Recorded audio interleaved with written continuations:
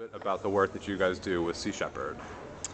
Sea Shepherd Conservation Society is an organization that was founded by Paul Watson, and our main goal is basically to uphold international laws as opposed to like sea life.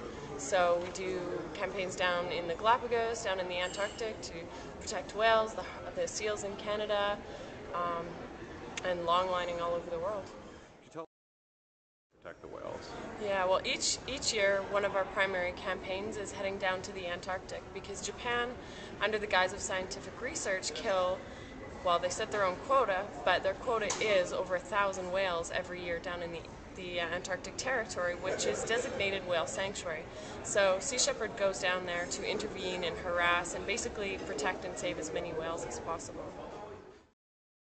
Been with Sea Shepherd. I've been with Sea Shepherd for just over 3 years now. So I've been on the ship for the last 3 Antarctic campaigns, and then as well to the Galapagos, and then I looked after the ship in Bermuda for a while as well. Now, you guys face.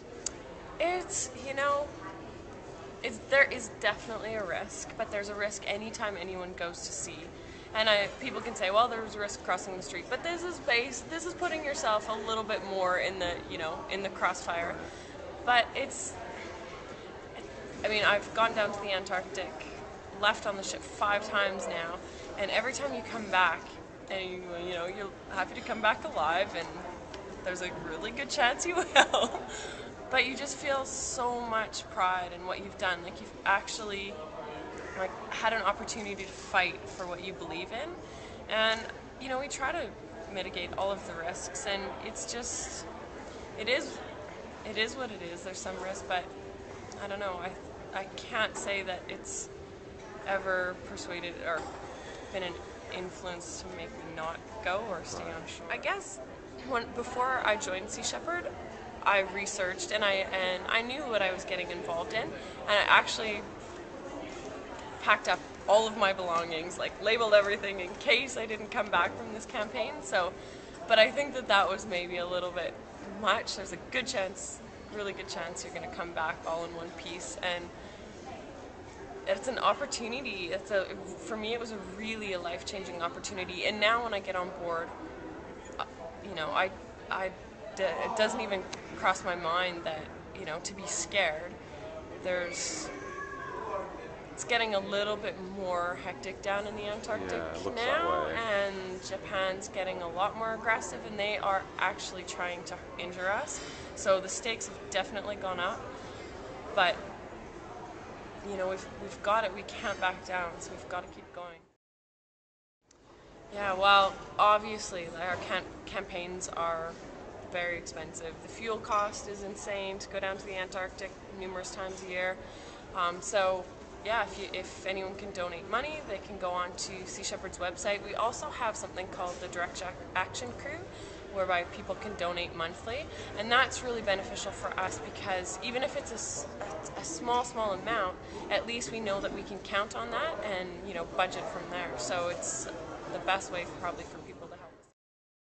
Way for them to do that. Well, you can always go to Sea Shepherd website, seashepherd.org, and there's basically on the sidebar you can look for a volunteer, and so people can fill in onshore volunteer applications, or people can come volunteer in the office, and just contact Sea Shepherd, and maybe there's an event going on in their area and they can offer to do tabling or just get involved in anyway. Thank you so much. Thanks. I think especially being at a conference like this, and you're surrounded by all kinds of people that put their lives on the line in different ways. I mean, it's an emotional struggle, it's a physical struggle, and so many passionate people. Sea Shepherd it's amazing, and Paul Watson is absolutely brilliant, and I feel really fortunate to have kind of fought alongside him. But there's so many people that are making a huge difference, and Paul would say the same. He's a pretty humble guy, and he really empowers each individual to do what they can to save the animals, save the environment. Great. Thank you so much. All of the Sea Shepherd vessels are actually strictly vegan. We've got a vegan chef that's been around for 4 years. She's probably going into her 5th year now, and it just makes sense. We definitely aren't going to be out there saving the oceans and eating fish, and all of the other animals contribute to like environmental destruction. I mean, even besides the insane cruelty that they experience. So for us, it's a no-brainer. Just go vegan, and you have that. Then you're not being hypocritical. There definitely have been people who've come on board the Sea Shepherd, and they're all about ocean conservation, but they're eating meat, and so we actually use, we welcome those people because it's an opportunity for us to, a lot of people just don't know, so it's an opportunity for us to educate them. And although Sea Shepherd isn't an animal rights organization, pretty much everyone who comes on board has to watch Earthlings. Like, we sit them down and it's a must. So it's a good place to for people to learn from each other and share experiences. And I would say most of the people leave the ship vegan who didn't come on the ship as vegan. So it's funny because there's a lot of returning crew members that are vegans, and we're animal rights activists because Sea Shepherd is not an animal rights organization, but it attracts people that are really passionate about the cause, like myself and a lot of the long-term crew members.